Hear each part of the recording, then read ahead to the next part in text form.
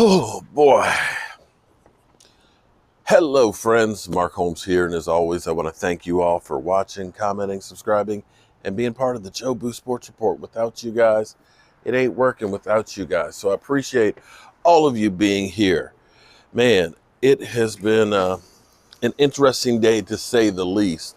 There's been so much that's been going on with the Dak Prescott situation and things. We hear that Dak Prescott's been at the facilities working out on a daily basis and he's ahead of schedule. What's crazy is this. It's possible that Dak Prescott is 100% ready to rock and roll in April, 2 months ahead of when Tom Brady's going to be able to start working out. Tom Brady's had knee surgery. He's out till at least June. So I realize it doesn't matter what you say to a Dak Prescott hater. It doesn't matter. They're not going to listen. But I was sitting here because I'm going to war with Dan Orlowski and some of the talking heads. You know, we had Skip Bayless, who's, I want the Cowboys to get rid of Dak Prescott and this, that, and the other. I've gone over times where ESPN has literally massaged the statistics where they'll pick out just the right grouping of games so it sounds really, really bad, or they will just out and out deceive you with numbers. Now, this isn't a deception because, we keep getting told, well, the Cowboys with Dak Prescott, they're not winning the last 2 years and things. But I just wanted to crunch the numbers to see exactly where we are, okay? Unfortunately, the 5 games is a small sample size. It's incredible the fact that out of 5 games, 3 of them, Dak Prescott threw for over 450 yards. 3 games like that is an NFL record for a whole season. To have 3 of those in 5 games is unbelievable. But let me just I'm just going to look at a window here, just a little window. I should have done this video sitting at my desk, but it's been a long day and I've put up enough videos. And as Philly 500 said, I've done 10 videos about Dak Prescott today. And he's just mad because his quarterback is ass and they had to pay him to get out of town. So he's just hating. Stop hating, Philly. Stop hating, okay? And you might be trading for Marcus Mariota. It's bad enough that you ended up moving up from, the 13th spot with Tampa Bay and then with the Browns. You'd have made all these other teams great getting there, getting Carson Wentz. But be that as it may, if we take what Dak Prescott was doing this past season and the season before, and we put it together, not even a season and a half. Do you know that Dak Prescott threw for 6,758 yards? If you divide that by the 21 games that he played in, that averages out to 321 yards a game. That's a lot of freaking yards. That's unbelievable, as a matter of fact. And if we actually go through and the 39 touchdowns, it was 39 touchdowns over those 21 games. That comes out to 1.85 TDs. So really 2 touchdowns a game. And it comes out to 3/4 of an interception a game. So every 3 games, he'd have 2 interceptions.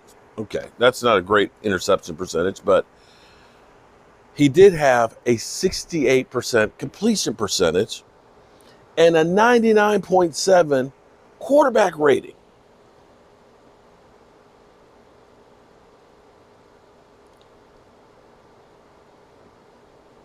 And an 8.3 yards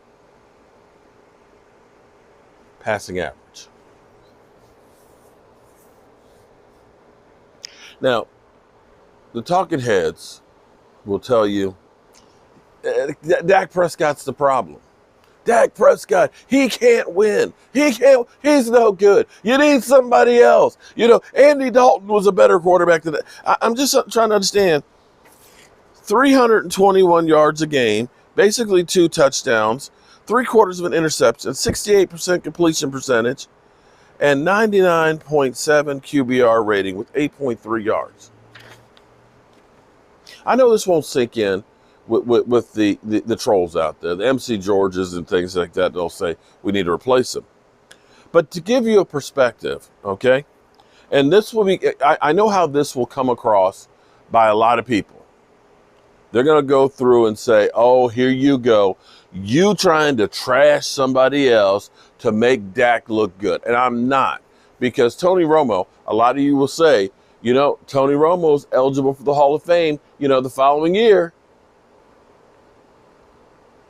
Some of y'all will say, like Dan Orlovsky would say, he's got a Hall of Fame pedigree. He was definitely one of the best quarterbacks that the Cowboys had. I'm not saying he's Roger Staubach. I'm not saying that he was Troy Aikman. But you get him there with Danny White, Tony Romo. He's up there. To put this in perspective, let's look at Tony Romo's career numbers. Now clearly, Tony Romo got better as time went on. But we'll look at his average, okay? Because, when you first start playing, you don't play as good as you do at the end. But so we'll just take his average, and put it into that category. Oh, by the way, 2014, that season, I think Tony Romo had 2 games of over 300 yards. The whole season. The whole season, only 2 games over 300 yards.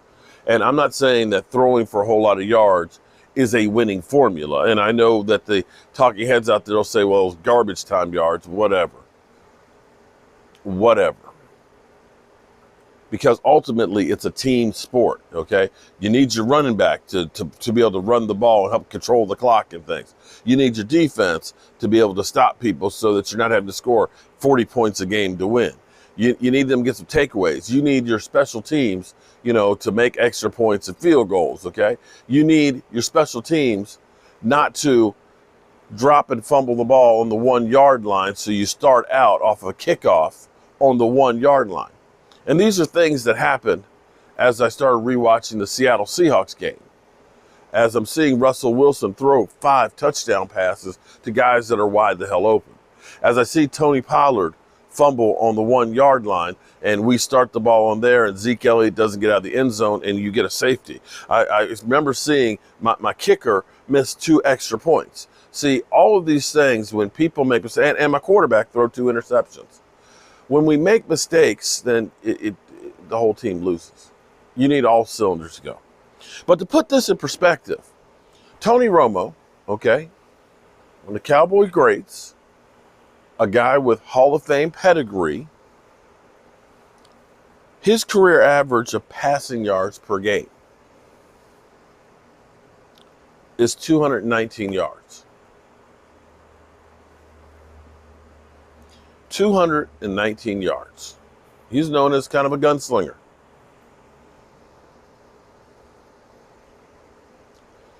$321 yards is what Dak was averaging 2019 and 2020 per game.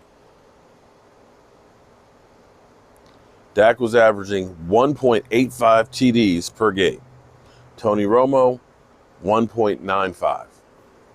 Slightly more. Interceptions. Romo, 0.95 interceptions. Dak Prescott, 0.75.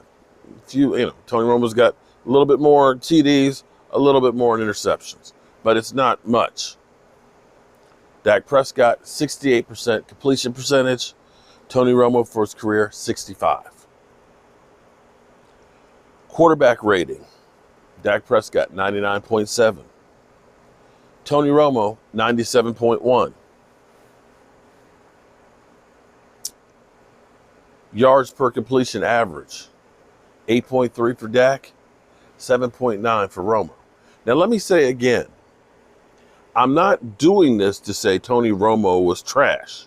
On the contrary, you can look at the numbers yourself. That's the numbers. If you believe Tony Romo was a really good quarterback, was let down by his team, then you should be thinking the same thing with Dak Prescott.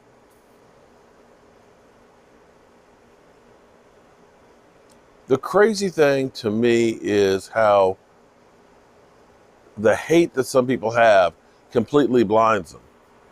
That literally you can see, well, like I said, I rewatched that Seattle Seahawks game, and I'm looking at some of these pinpoint, I mean, just fitting the ball in places where it didn't belong.